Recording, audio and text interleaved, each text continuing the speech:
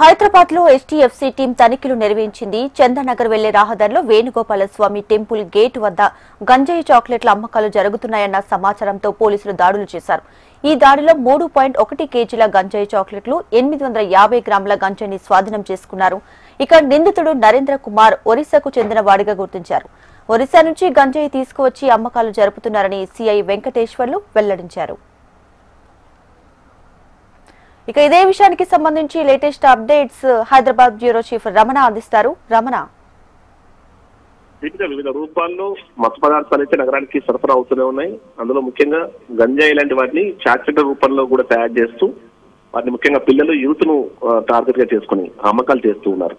అయితే ఇప్పుడు మనకు బిహెచ్ఎల్ నుంచి చంద్రనగర్ వెళ్లే దారిలో ఒక టెంపుల్ ఉంటుంది, వేణుగోపాల స్వామి టెంపుల్.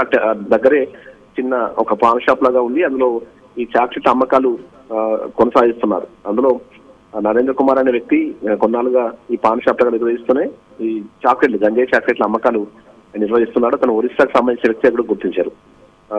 చాలా రోజులుగా ఈ వ్యవహారం జరుగుతున్నట్లయితే సమాచారం ఉంది. ప్రస్తుతం పోలీసులు టాస్క్ ఫోర్స్ మనకు ఎక్సైజ్ సంబంధించిన పోలీసులు అతను అదుపులోకి తీసుకుని రిమాండ్ కు తరలించారు. అంటే భవిష్యత్తులో కూడా ఇలాంటి ఇంకా ఈ చుట్టుపక్కల పరిసర ప్రాంతాల్లో గంజాయి సప్లై సంబంధించి పూర్తిగా దృష్టి సారించాల్సిన అవసరం ఉందని అభిప్రాయాలు కూడా వ్యక్తం అవుతున్నాయి. ముఖ్యంగా స్టూడెంట్స్ మనం టార్గెట్ చేసుకునే ఈ యొక్క వ్యవహారం సాగుతున్నట్టుగా అయితే అనుమానాలు వ్యక్తం అవుతున్నాయి. మొత్తం మీద ప్రస్తుతం ఇతని అరెస్టుతో ఇంకా ఎవరెవరు ఉన్నారనే విషయంలో పూర్తి సమాచారం రాబట్టే ప్రయత్నం అటు ఎక్సైజ్ సంబంధించిన పోలీసులు చేస్తున్నారు. దీపిక. రైట్ రమణ.